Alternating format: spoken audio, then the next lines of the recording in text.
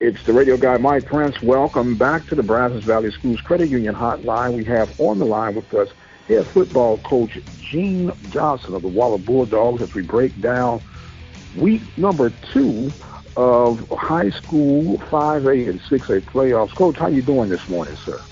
I'm doing great. Thanks for asking. All right. Getting ready for this, as I say, this Thanksgiving turkey, I'm sure. Absolutely. It's, Thanksgiving week's always a special week, and it's even more special if you play them, but still we get the chance to enjoy some good high school football playoffs. Yes, sir. So with that being said, what are the matchups that you have scoped out for us on this week, sir?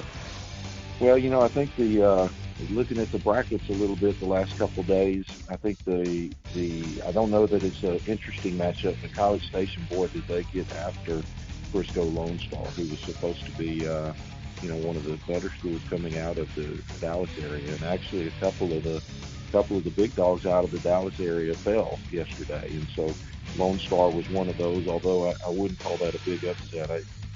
Looking at the brackets, I've got College Station penciled in all the way to the state championship game, and I'm making it. Maybe I'm a little biased, but I'm making it a Greater Houston area state championship game with, I think, Pato probably coming out of the other side. Yes, sir.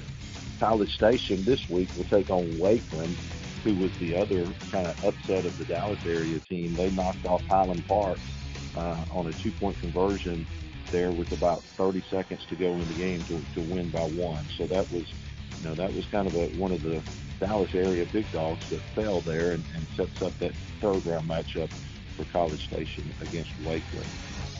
Now, when you talk about Pato for a minute, Coach, are you surprised at how fast it seems like the program has come along? Well, not particularly when you look at, if you go back and look at, I'm going to go back 2 more schools to Cinco Ranch, and Cinco opened and got rolling really early, got hot, and then the same thing has happened to Katy Tompkins. They opened and got rolling, and their program is experiencing a lot of playoff wins, and so Pato is kind of the third one there, and ironically, sometimes I think these big school districts, when you do something repetitively, you get better at it, and you can't help but wonder if, they continue to open these new schools, maybe they're starting to streamline the process and learn some things about how to do it more efficiently, and so kind of not surprised. They're certainly knocking on the door to kind of wake up the state, though. That was a game that took place at Waller ISD Stadium Friday night. That their next opponent, Cedar Park, knocked off Angleton. And so now they'll be back. You talk about Thanksgiving break matchups. Cedar Park will be back to Waller ISD Stadium next week, but to take on Pato there for a chance to advance to the regional finals. Wow, that's pretty interesting and exciting. It's always good to be able to host some of these events, even though wish we could be hosting some of them as well, but that's coming down the road. Continue on, Coach. Absolutely. Just the other thing of note in that particular region is that, Angleton and Pato and Manville and Hightower, 4 Greater Houston area schools, they all kind of took on, that was the Austin area round for them, if you will. And I think the thing of note there is that 3 out of 4 Houston teams won. So I was really excited to see that. I learned a long time ago from one of my defensive coordinators, if you've got teams in your district or in your area that are still winning, they're getting extra practices on you, they're getting advantages on you. So you either want them to get knocked out of the playoffs, or you want them to keep winning and make your area look really good. So the Greater Houston area looked really good last night with Manville, Hightower, and Pato all advancing. As I mentioned, Cedar Park was the only Austin area school, that beat a Houston area school, and sets up. But we got a chance with Pato next week to get after Cedar Park and make this a all Houston region final. Yes, sir. That's pretty exciting. I'm not going to put you on the line and have you pick who you think might come out victorious on that, unless you're willing to step out there in the deep end of the pool. No, I don't mind doing that. Hightower has made a really good playoff run, but I think early in the season they kind of struggled. I kind of look for it to be a Pato Manville matchup. And then, as I mentioned, I think Pato will advance and even win that Region 4 matchup, that's kind of coming out of Southwest Texas. So I look to see Manville and Pato advance this week, setting up another great area football game the following week. Okay, very good, very good. What else you got laid out for us this week, Coach? Well, we got to see what happens today with Magnolia West. That creates a potential matchup, and you'd love to see. At the end of our district race, we had College Station and Magnolia West playing as two 9-0 football teams in what turned out to be a really good football game between those two teams. So today, Magnolia West goes up and takes on a Denton Ryan squad. Some of the coaches from my staff with some Dallas ties. Typically Denton Ryan has been extremely tough out, but there's some of the coaches feel like maybe Denton Ryan's not quite as strong as they've been in the last few years, and look for Magnolia West to give them all that they can take, if not maybe even knock them off. And so if Mag West could get by Denton Ryan, it sets up a matchup with Longview, and with the winner taking on that College Station Wakeland game. So it'll be really interesting to watch today and see, how well Mag West can do against Denton Ryan. I think it's a reversal of roles a bit. Denton Ryan has always been the one that's so explosive offensively, and Mag West has just proven to, be the explosive offense, maybe coming out of this region, scoring 56 last week against Tyler. So it'll be interesting to see. We'd love to get that as a regional final matchup between College Station and Magnolia West to relive that fight that we had for district championship. I think that absolutely. Well, the district. I'm definitely picturing this being a high shootout contest, whichever way whoever comes out winning on this one. There is no doubt. I think the other game that we'd be remiss not to speak about is that we kind of jumped back over. We talked last week about some of the 6A matchups and some of the possible district opponents that we might face. Some of those went down last night. Klein Oak got beat by Westfield, and then Klein Cain, who could be a future district opponent for us there in that Klein-Tomball mix. Klein Cain got defeated by Spring in an absolute burnout. I think it was 56-53 was the final in that game. But then the one that really kind of seems to be catching the hot hand is Tomball. Tomball got after Willis, I want to say 37-7. And they'll advance to the third round facing a pretty good team out of Dallas area, Rockwall Heath, and there's an interesting tie-in to that. Coach Spradlin, the former athletic director over at Magnolia, is now the head coach at Rockwall Heath. So there's a little bit of a 8-5A, if you will, tie-in to that game as Tomball looks to take on Heath next week. Wow, as I say, the still waters run deeper and deeper, and pretty familiar with how Tomball is going to want to try to do things. Should be a very good matchup in that one as well. It should be. This is the first time that Tomball has advanced out of the second round of the playoffs. I was speaking to their AD yesterday, and I can't remember the exact year, but it has been a while since they've been in the third round of the playoffs. So I know that community is on fire with excitement as those boys get to play a third round playoff game.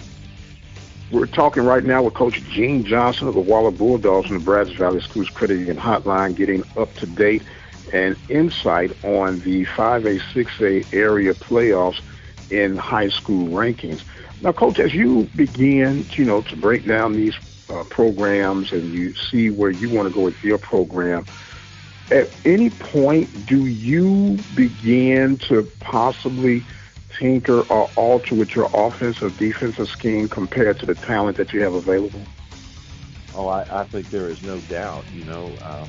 You look for trends. I think the most important thing is not to look up and see, that Westlake is making a tremendous run every year and they're a spread offense and they never play a tight end and they're always in shotgun. I think sometimes we get caught on seeing one team and thinking that that's the path and route. And as you mentioned, it may not match our personnel. But I think you look at the trends and look at how people, for instance, we talk a lot about being multiple on defense. That the quarterback play has been noted widely about how greatly it's improved in the state of Texas. And So if you line up, we used to talk a lot defensively about the most important thing was getting lined up, playing base defense, being able to tackle and run to the football.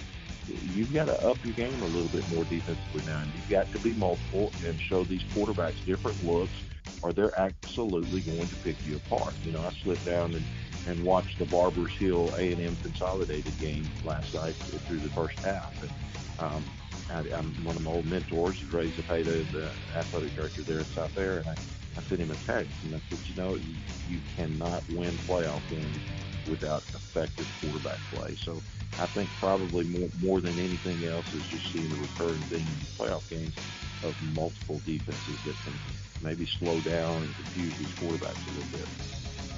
Now, when we talk about it, the NFL, college, and definitely high school, if you got a decent quarterback, you can make some pretty large leaps and bounds against your nearest opponent. But when you talk about the defensive approach, and let's be honest, I'm an old defensive guy, Coach, and the advantage is going to be on the offense because offense is what sells. That's what fills the stands, right? But defense wins championships. When you look at your defensive personnel, you need guys that are somewhat, I'm going to say, a bit of a loose cannon, that are athletic and can adjust on the fly versus to that from the offensive approach. Would that be safe to assume? No, I think that's absolutely safe to assume. I used to talk a lot about, hey, who's going to be the first one to the ball, and when you get there, can you be in a real bad mood? So, it's a little different mindset to play defense, and we always talk about stepping up to the line without crossing the line. I think that's that loose cannon reference that you make. They're a little bit the better defensive teams play with a little bit of an edge, and so absolutely, I agree 100%. Okay. And so when you see that, and this is a question I've always liked to ask, especially current coaches, because we know football in particular, regardless of the level that you're on, it becomes a copycat league. This is working for this person, and so let us go and try and work it. And I see that being detrimental at times because, as we noted earlier, you might not have the personnel that Squad A has that you're trying to run that's been successful for them. And maybe I'm a little old-fashioned, but even when we have these spread offensive sets these days, to me, they're still the misdirection old school days, but it's just spread out. Is that safe to assume? Oh, absolutely.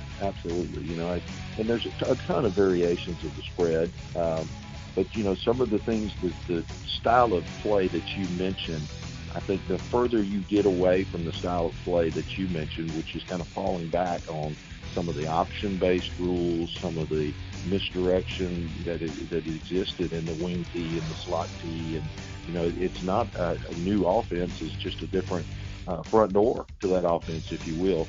But the further you get away from those types of things, now I think it becomes imperative that we talk about that quarterback play. And not every high school in this state. You see a lot of high schools that'll run out and they will grab a coordinator as their head coach from maybe a Westlake or a Lake Travis, and they'll bring them to XYZ high school and say, we want to replicate the things that Westlake is doing, and we want to replicate the things that Lake Travis is doing. But if those quarterbacks aren't there in that system, and now these kids, it's fun to watch social media and see these kids. They look like they're 9 and 10-year-old little kids out there doing all of this quarterback training and development. And so I agree with you 100%. I think the further you get away from those basic offensive principles that you talk about running the football, whether it be from misdirection or a physical run game or an option run game, the more imperative it becomes that you have just outstanding QB play. Yes, sir. Now, there is a junior college, Northeastern Oklahoma, and I've watched them a few times play against Glenn Junior College and throughout that conference. They perfect that misdirection spread look to me. And if you ever get a chance, Coach, you can get some tape on them guys. It is amazing how they do it. And their quarterback play is not a superstars type guy, but a good manager, pretty decent athlete, and know when to let that thing go and when to hold on to it. And it just appears that what was old becomes new again, and vice versa. What's new becomes old, and it's just amazing to see how these things develop. There is no doubt. There's very little, new. I think even some of the RPO games that everybody wants to proclaim the new phase, or the new fad, and the new shiny nickel, is really just some extensions of what we did with option football. So, and you can bet we'll be. I may be on the phone to you to try to help me get some of that film. We're in our program. We're in the unique spot where we've kind of leaned on Caleb Godfrey for 3 years, and we've had an expectation that he's coming back. So we've got to look now and see who's our next trigger guy and what offensive structure fits him best. So we'll be doing some of those things that you referenced, of reaching out to different schools, and watching film, and looking to see how we can take that blend of old school, if you will, that we talked about a little bit, and blend it together to match what we've got for next year's team. Now, when you do incorporate something like that, how long does it take typically for something to settle in? I know it depends on the individual's ability to comprehend certain things, but overall, to where you're comfortable enough to say lights, camera, action. Well, I think the most important thing is that we don't want to reinvent our offense. We believe in a philosophical approach offensively, that we want to have some concepts and then be able to match the kids to those concepts, so if you will. So many of the plays that you're talking about that may be misdirection, they may involve a counter scheme. So we'll spend a lot of time just teaching our gap scheme and the rules to the gap scheme, and when you start teaching kids concepts as opposed to specific plays, and the kids understand, okay, with the gap scheme, we're trying to down block and seal off a backside, and there's going to be a kick and a lead block. Now, it doesn't matter whether that fullback is the kicker, or a guard is the kicker, or the tackle or the tight end is the lead puller. But if we learn those concepts, then we can take our kids and apply to it, kind of like you and I are talking about, with adding some misdirection to it. What was now maybe a running back counter now becomes a wing counter, or a motion quarterback counter off of a jet sweep look. So I don't think it takes that long to answer your question, as long as you're teaching your concepts to your kids, and not specific plays. Well, I heard you say fullback, and it brought a smile on my face, because those fellas have become almost like dinosaurs in today's game, Coach. And the way I've always interpreted fullback, he's one of them tweener type guys. He's not big enough to be an offensive guard. He's not fast enough to be a running back, but he's a guy that likes to stick his head in there. So you put him at fullback, and every now and then you give him a biscuit or two when you need 3 yards. You give it to him, he'll get you to 3 yards, and if you need 5 yards, he's still going to get you the 3 yards you needed. Absolutely. Absolutely. You want to stretch him out to that 5 when we need it, but no doubt. We've got a couple of kids we'll be looking at this spring to see if maybe that's some we can kind of bring back and use a little bit more in our offense. We sat down at all district meeting, and I cannot divulge who got voted on for all district until the last team's out of the playoffs, but I will tell you, it got around to fullback, and there wasn't one team in the room that had a fullback that they were able to nominate for all district. The game has changed, hasn't it? Yes, sir. It has changed tremendously, and I guess I'm aging and dating myself, Coach. But long lives the football and the fullback king, right? Absolutely. Absolutely. Well, Coach, it is always refreshing to get a chance to talk to you about the X's and O's, and I hope you're enjoying it. You are enjoying this as much as we are, sir. No, I am. I sat out on the front porch last night, and it was one of the prettiest sunsets and one of the best weather nights that you could ask for.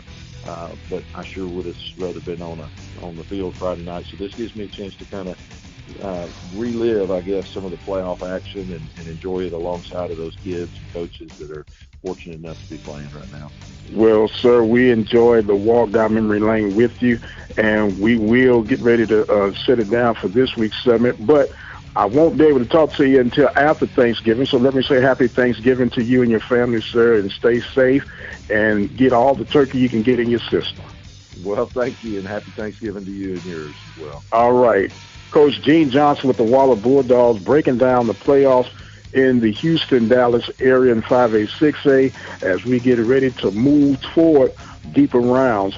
I am the radio guy, Dr. Mike Prince. Thank you guys so much for joining in with us. And until the next time, you guys be blessed, and we'll see you on the other side.